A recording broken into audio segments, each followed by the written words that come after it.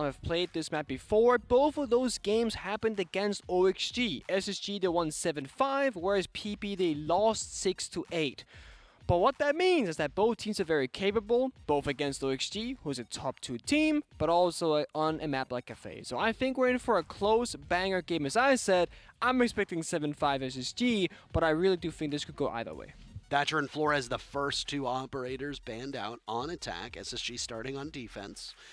Honestly, consistency was what was talked about on the desk. We talked about it briefly in our predictions, Nick, where consistency is really the one thing that both of these teams, frankly, need to work on.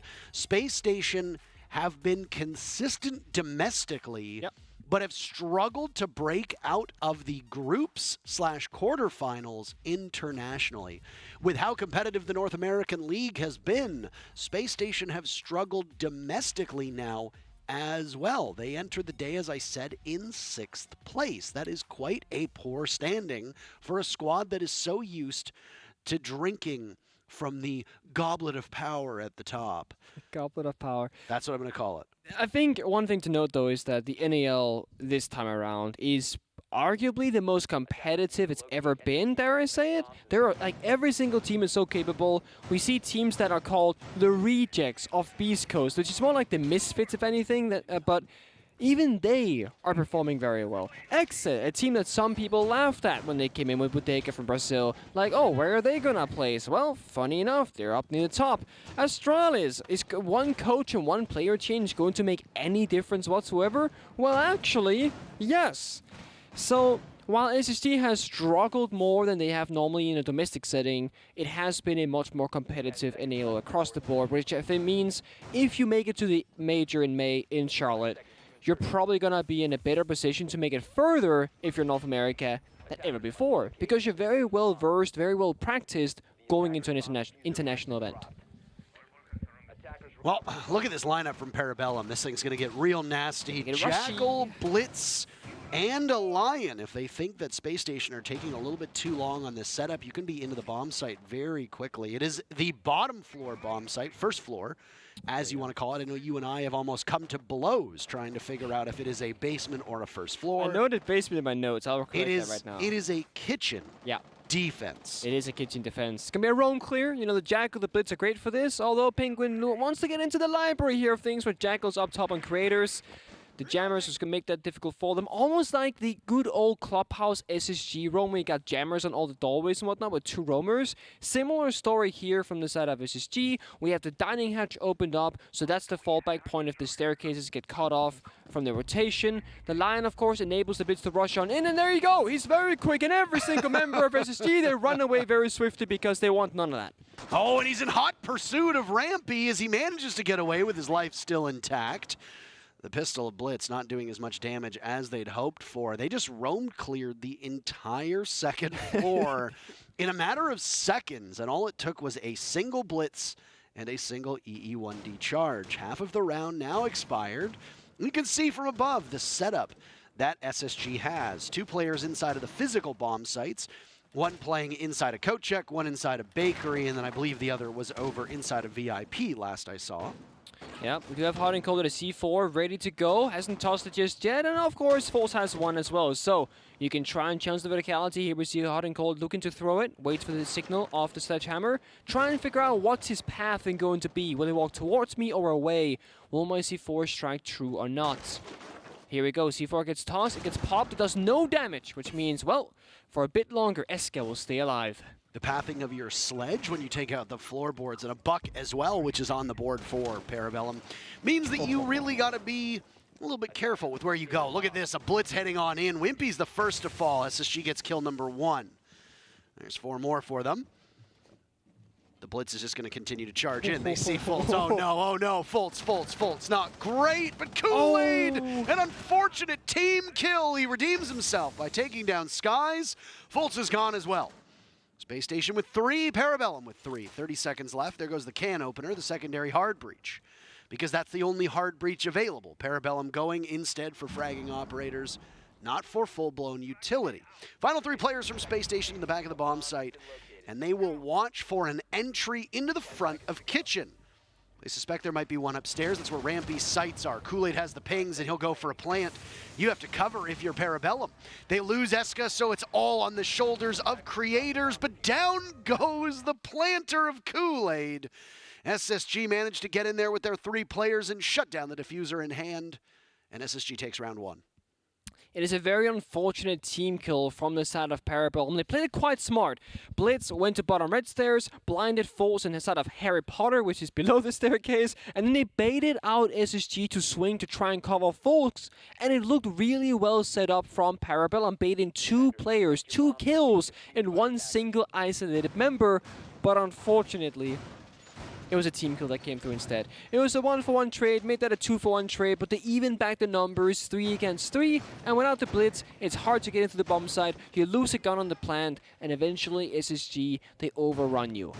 That's the basement done and dusted. I should have said the first floor done and dusted. The kitchen is off the menu now from the side of SSG, and they will move up just 1 floor to reading instead. But that means, just like we just saw in Border in that previous game between Sonics and OXG, it's all about the verticality. You want to hold the top floor so that the side is below you, use the vertical holes, extend out on the map, set problems for the attackers to deal with, and that's what SSG does really, really well. They use the mute jammers to slow down the entries, to deny information. Hatch opened up signifies that a pre-play C4, a pre-ripped C4 rather, from Skies and Hot and Cold, both of them, to try and get a free pick. Let's see if it plays out.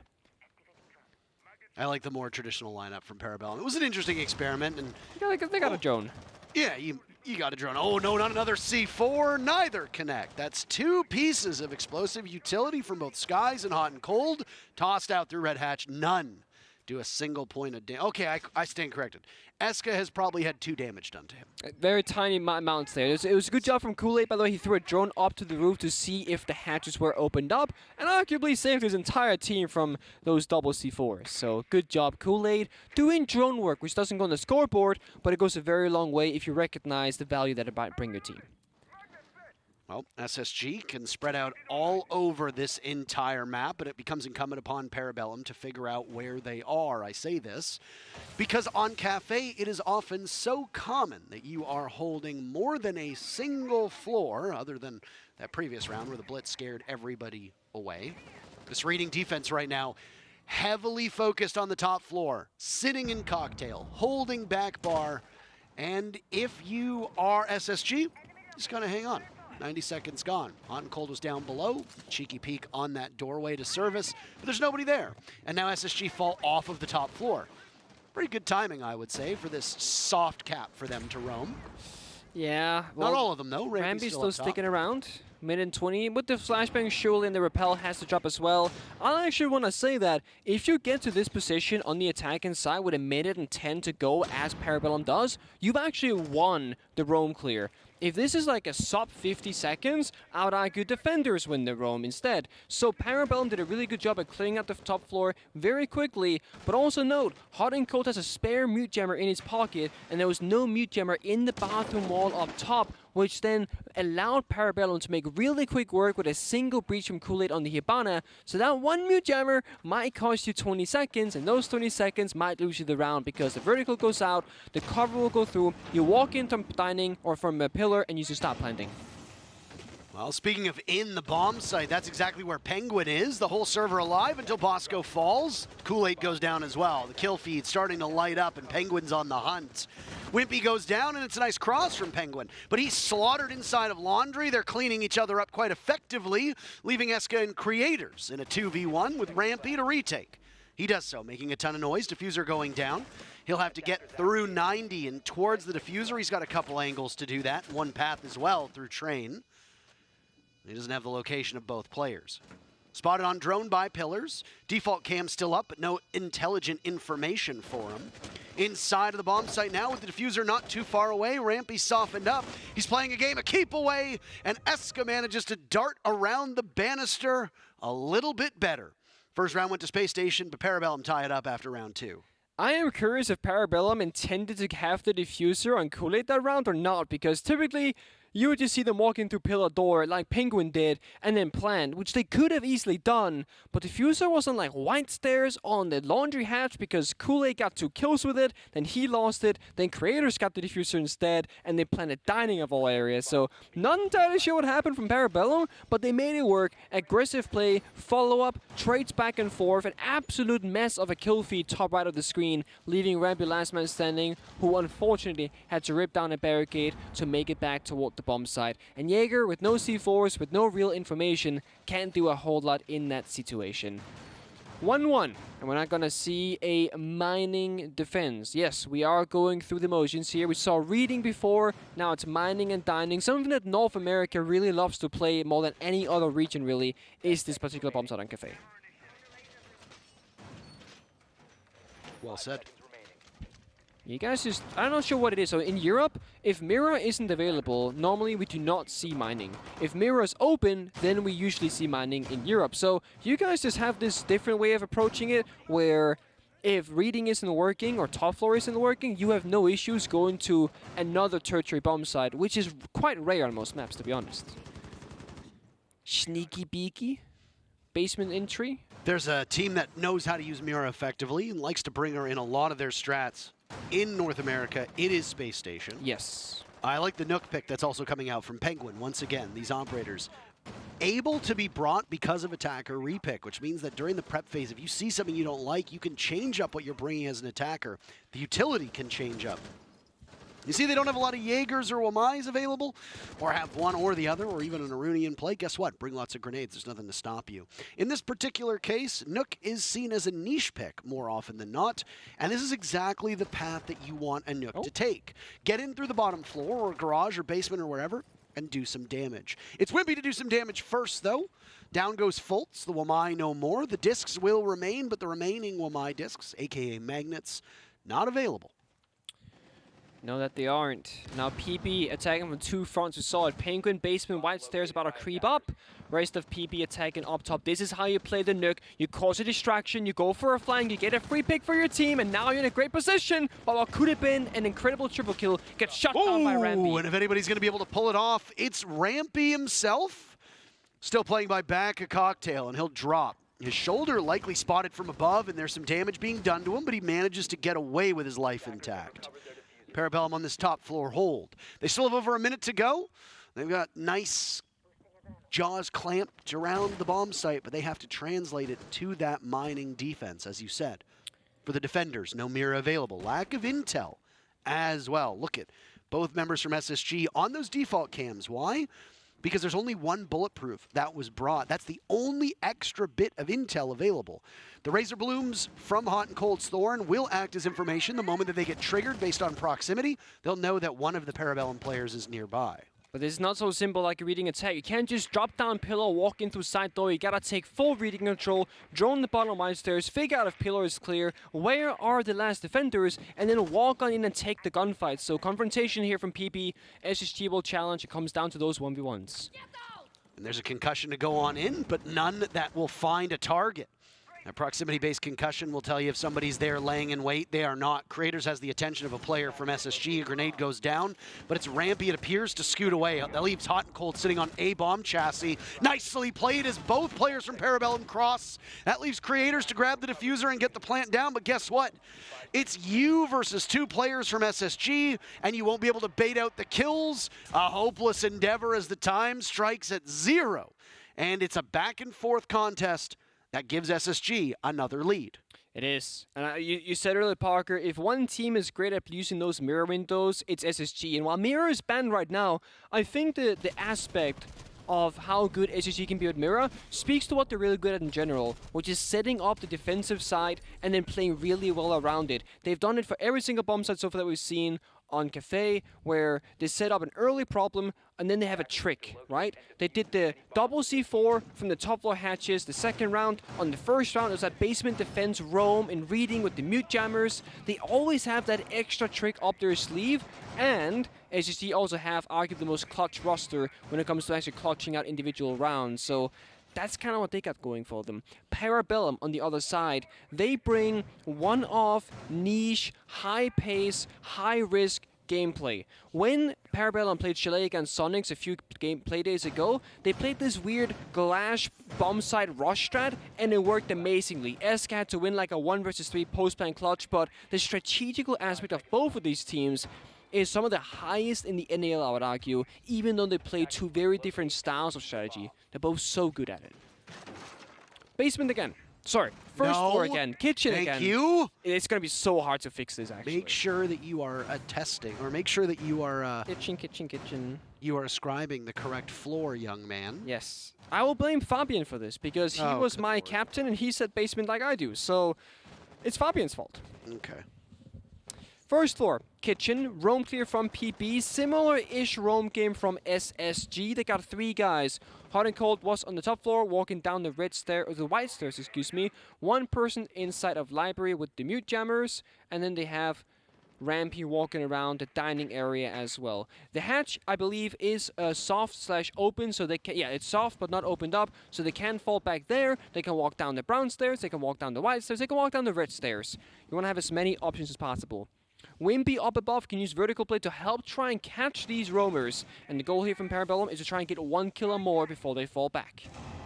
Fultz has proven his worth time and time again, but he gets flashed out of this position, holding a tight angle with a shotgun as is spotted. And will attempt to chunk away. Penguin gets a kill he wasn't anticipating, by the way. The intended target is now to fall in Fultz as Rampy punishes Kool-Aid, but still, Penguin gets 2 for the price of 1 and is cracked the round wide open for Parabellum. Yep, and I will say the niche pick that we spoke about from Parabellum and the niche strats, that was the fuse from Kool-Aid. Now the fuse is dead, it's off the board, it will not be used this round, but they traded 2 for 1 instead. They got breaching charges on Wimpy, they got the hammer on Eska, they got no more grenades on Crater, so he becomes a pure on entry finger now instead, and they got Penguin on the Nomad. The one thing to note, no hard breach available. They have to go for a dining hatch drop with vertical play because they have no other real way in through the bomb side, and SSG as well. Besides this single toxic babe from Bosco on the smoke, they have no real way of stopping Parabellum from planting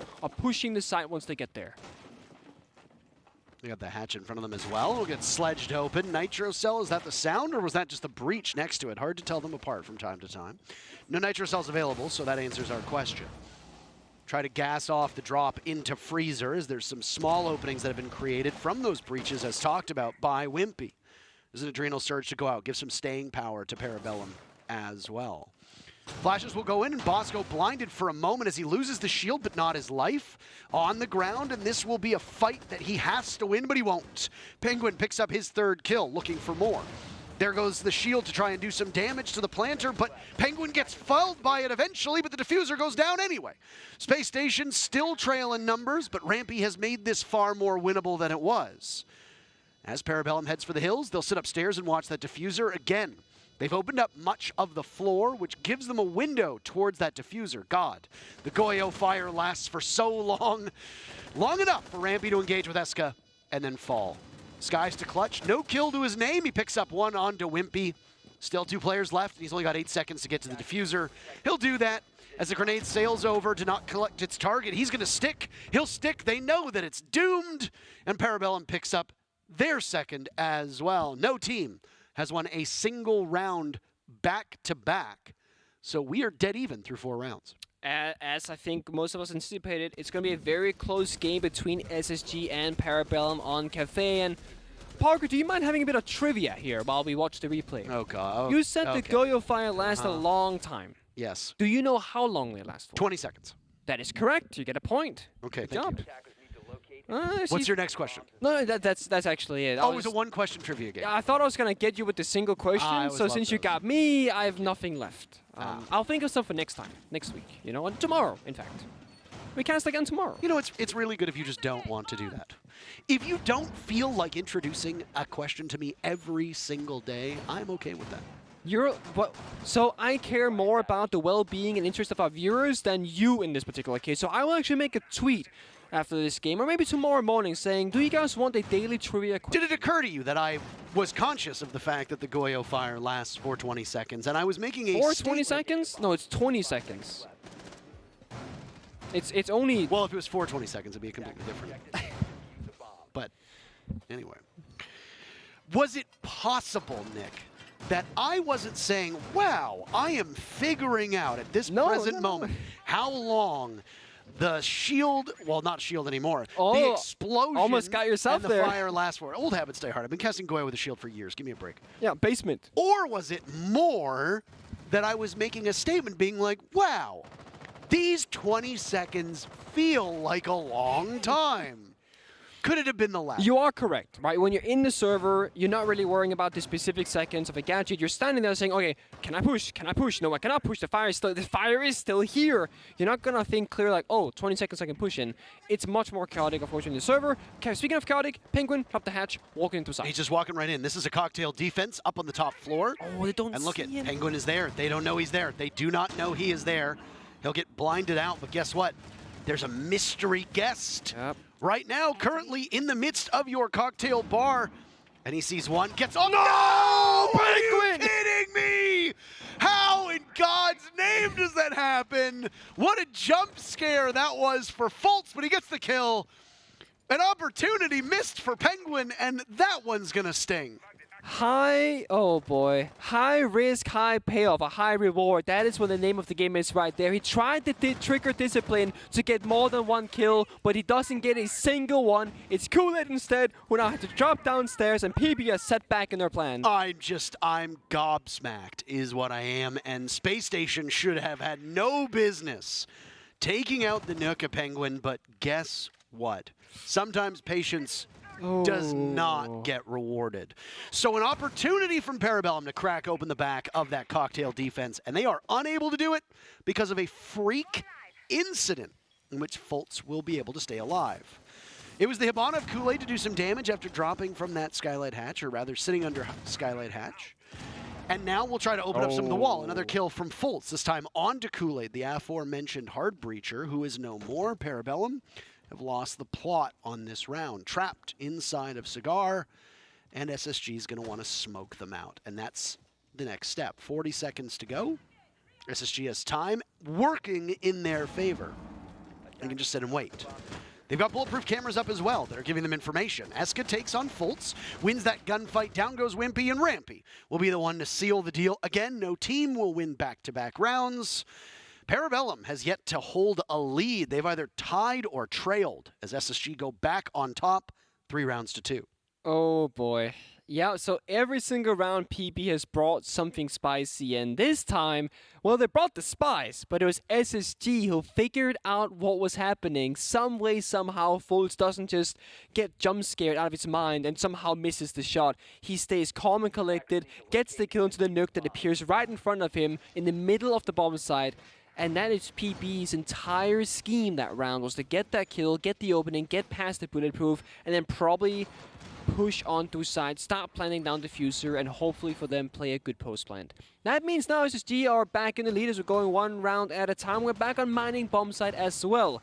We've seen the kitchen into reading into mining, kitchen into top floor into mining. So a preference for mining over reading, which in the current meta game of Rainbow Six Siege, I think makes a lot of sense. The reading bomb site, while you can play it vertically, seems to favor the attackers more because you cannot hold that top floor forever, and once you lose the vertical play on Cocktail, the attackers simply just walk on in, as we saw Parabellum do, and plant diffuser or get a bunch of kills. So with mining, as we saw when SSG played the last time, the top floor vertical blade doesn't play that big of a role in comparison, and it makes your life a little bit easier as the defenders.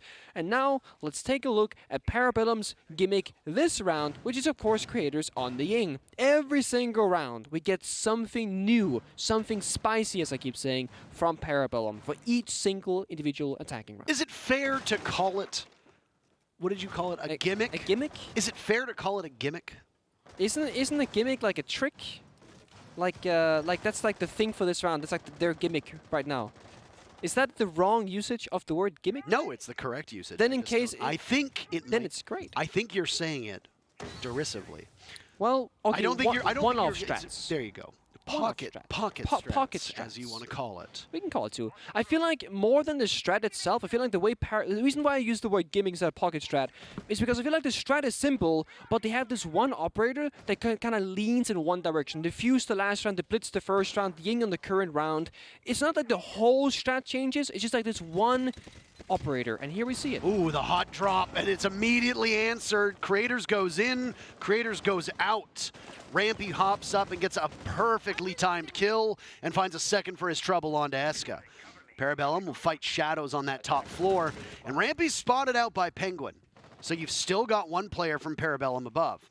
Foltz will look to retake. That leaves just Skies on the bomb site.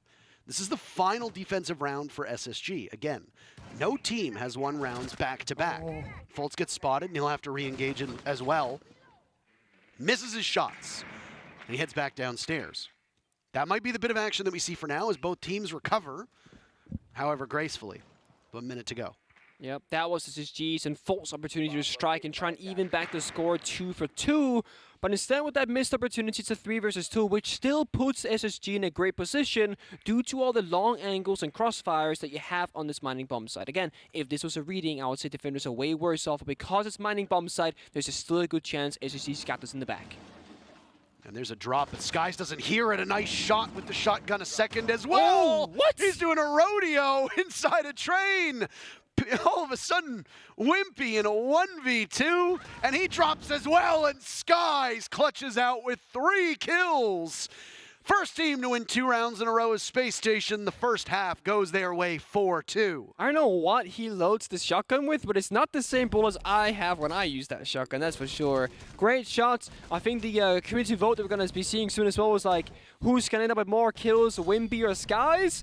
And Skies with that certified gamer moment right there in the 1 versus 3 essentially kind of gives a little bit of an edge towards him. And for the first time in the entire series, a team has won 2 rounds back-to-back. That is SSG, side swap, 4-2 in favor of the defenders. And now we see what Parabellum can do instead on the defensive side.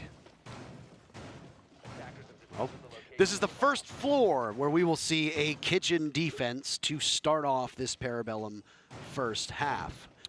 One thing that was talked about, by the way, was the usage of tactical timeouts. The desk brought up some stats where Parabellum has only taken a single timeout thus far. This is something that was discussed either on Reddit or on Twitter. And if I remember correctly, it was Parabellum saying that because their coach, VBM, is in India, he doesn't have the same insight and availability to, or ability rather, to talk to the team that the coaches who are on stage do. So they think, on Parabellum's side of things, that calling a tactical timeout would in fact work against them because your opponents would be able to strategize and talk with their coach while you would not gain the same value.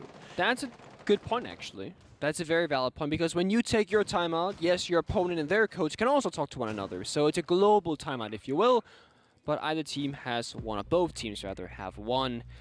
You could, of course, ask the question, now that, I think Jacob brought up on the desk, now that Blast is supposed to be in America very soon, but won't play for the stage, I imagine, could he be behind the bars, and maybe he could be a little bit of a coach for a few play days, you know?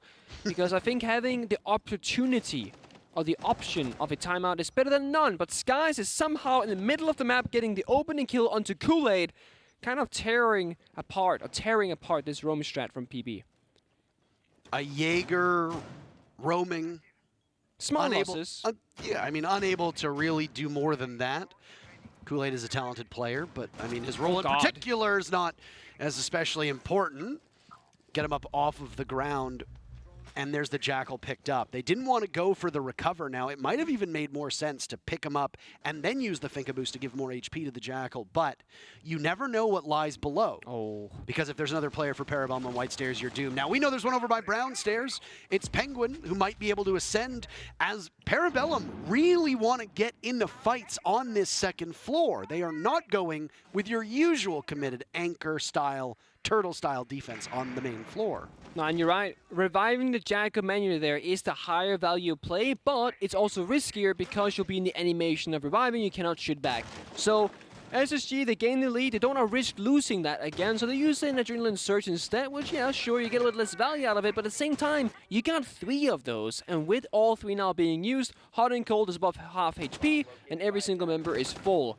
And that puts SSG in a great position for this bomb site take they'll be doing very briefly as we're in towards that stage 3 of the round. The setup and the execute. Nades, ping, jackal tracks, yellow scans, etc. all coming out, flashbangs too, and here SSG will go. And Penguin gets flashed out. The coverage for a default plant now is in the hands of the Jackal of Hot and Cold. A sharp shot, but he gets outgunned. Oh. Penguin and Eska collide for 3 kills before Penguin gets dragged down, and the diffuser does not go down with 30 seconds left.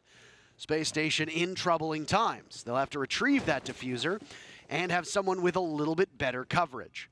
Rampy testing the old reflexes. There's a Warden of Eska still in play, and Rampy gets caught in the cross. SSG in control of the back of the bomb site, but they just have no information, and now Skies gets swung on, and it's 2 angles and speak with each other during timeouts. So the fact that SSG called the timeout means that Parabellum can also settle themselves down. It's not like they have to sit there in silence. You just have to watch the team communicate. They're like, damn, what are they talking about? We can't talk, that sucks. Oh well. I think it's worth pointing out that Kool-Aid is showing us the Warden. And we all know that SSG is a very formidable Ying team. Ying did receive a slight buff and a slight nerf in the patch that came out right before Pro League started today. Ying now has 4 Candelas. Oh, there's the Ying actually, attacker repeat from Bosco. Ying now has 4 Candelas instead of 3. However, they also blind or flash you for a shorter duration. So, more flashes, they flash for a shorter duration. Kool-Aid beautifully reading the possibility of either smokes or Yin Candelas being used from SSG. Would you look at that? The entire strat is a fast-paced rush. Amaro probably going new balcony window on the east side. Ying's from the skylight, Capitol from skylight, smokes and flashes. Kool-Aid is the only person who can see anything in this round once that happens. He has to not die first like the previous round. Yes. He was hunted down upstairs. And Jaeger in German means hunter. How ironic. When that happens, or coincidental for people who are going to say, well, it's not irony. Okay.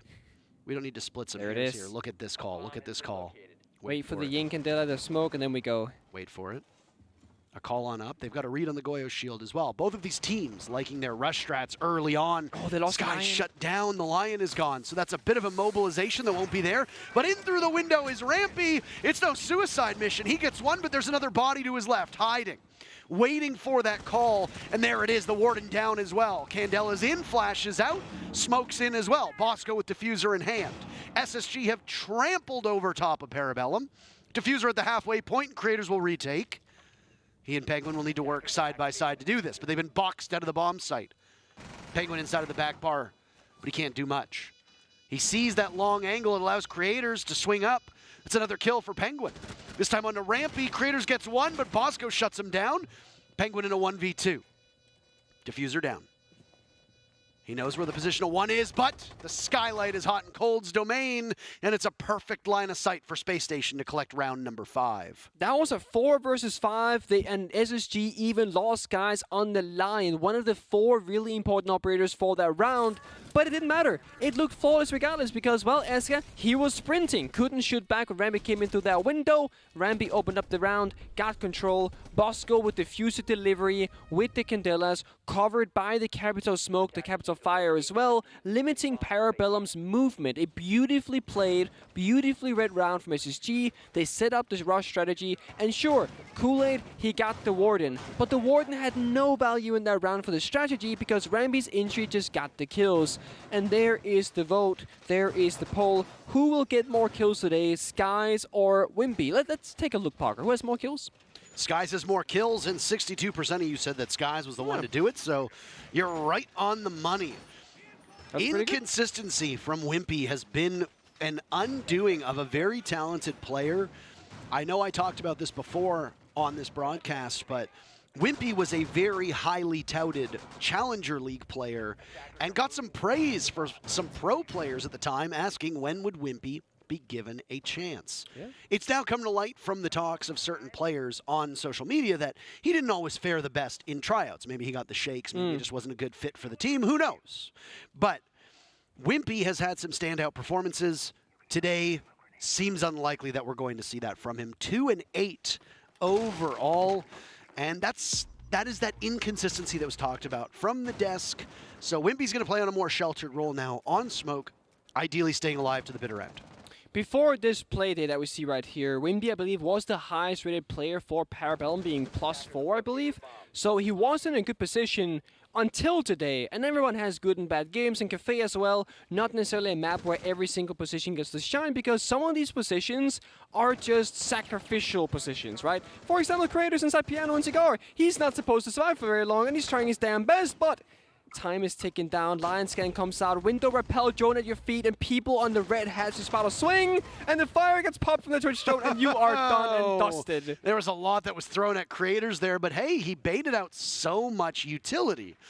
Managed to take out the Goyo shield while the Twitch did, but I mean, it blew up for him. The Lion drone won as well, and there was a couple players from SSG who haven't really lost all that much. As you can see, Rampy's taken some damage, but that's it.